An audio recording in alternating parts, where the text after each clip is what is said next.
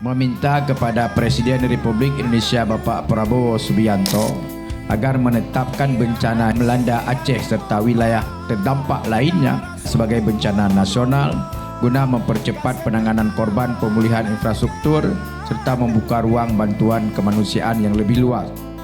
Pemerintah dan aparat penegak hukum diharapkan mengusut secara serius para pelaku perusakan lingkungan yang berkontribusi terhadap terjadinya bencana serta menindak mereka secara adil dengan hukum yang berlaku.